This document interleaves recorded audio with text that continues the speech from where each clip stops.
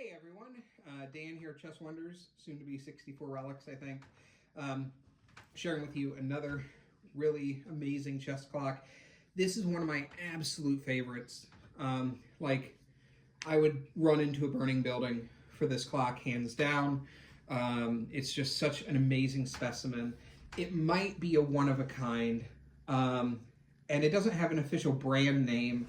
I call it the North American Sentinel, but I think it would be appropriate to call it Vladimir Bader's North American Sentinel, and I'll get to that in just a moment. But before that, let me kind of share with you some history.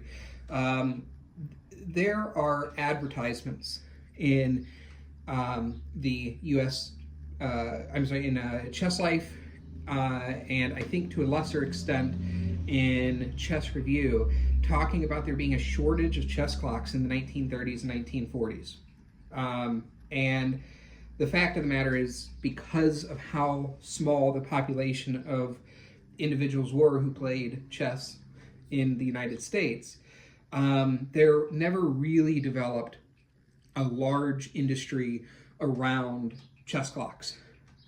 What's interesting is I did find some evidence of early manufacture, including of electrical clocks, digital clock, well, not digital, but really electric chess clocks, as early as the 1950s.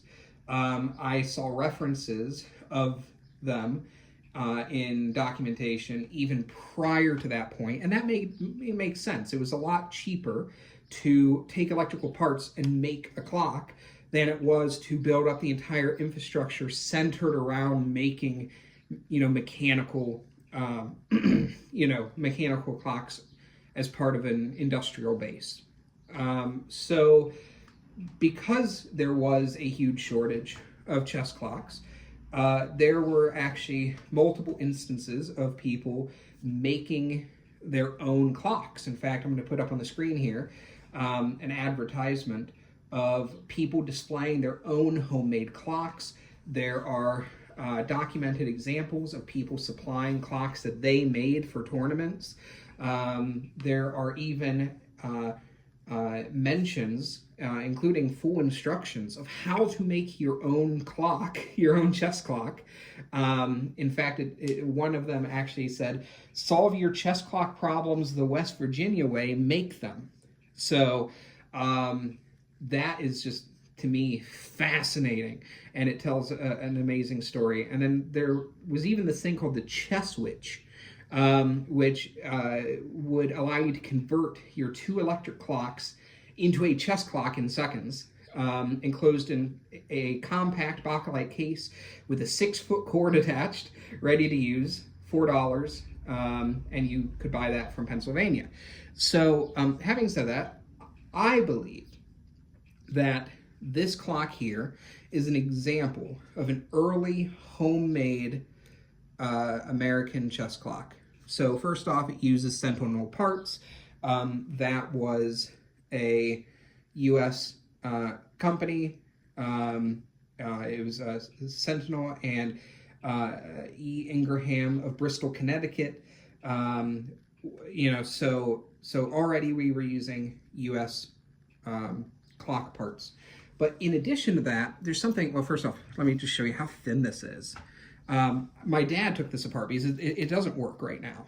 And my dad took it apart to try and get it to work. And we still can't figure out how to do this exactly. But long story short, it connects at the base and you actually can't open it up, really. So really odd. But anyways, on the bottom, you can see stamped here. I don't know how well you can see that. Vladimir I. Bader. It might be backwards in the video, I'm sorry. But it mentions an address at, I can't read that, something Clement Street, San Francisco. It looks like a 4 and a 3. So there actually might be 3 addresses tied to him. I might just be discovering that in real time. San Francisco, California. So maybe this was a one-off. It might have been a batch. Another collector who knows a lot more about this stuff than I do said that it is possible that this was part of a limited run of 8 to 10 clocks for local tournament play. but that's somewhat speculative, to be honest. The gentleman, Vladimir Bader, was a watchmaker. In fact, it actually says, got to be careful there. It actually says watchmaker right there on a stamp. So he had his own shop. It had at least 2 different locations, maybe 3. And those suggest that he operated in the same San Francisco neighborhood for quite a while, possibly moving only a short distance.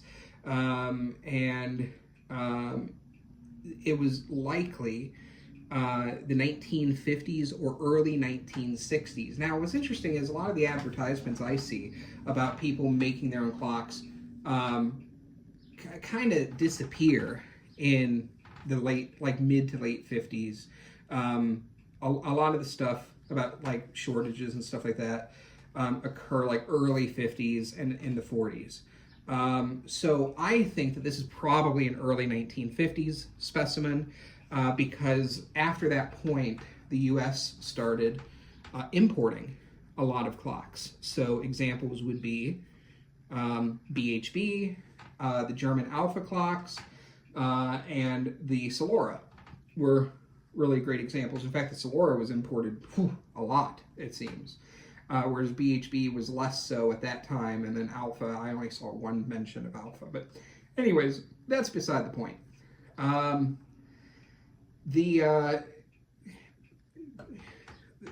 Based on this evidence, though, I think we can fairly conclusively say that this is an example of one of those homemade clocks. Really cool piece of industrial, economic, geographical history here for the United States. So it's one of only, I think, maybe like 4 US-made chess clocks that I have, because they're just so darn rare anyways. And it's absolutely my favorite of those specimens. Top 5 favorite clock it's got to be right now. So yeah, that's all I got today. Eventually I'm going to get it working, and when I do, hopefully I'm going to remember to post about it. But yeah, if you have any questions, comments, anything like that, please let me know. I'm always excited to hear feedback, and I would love to continue sharing these amazing specimens with you. I've got around 170 clocks. I'm going to be making more videos quite frequently. And that's it. Thanks.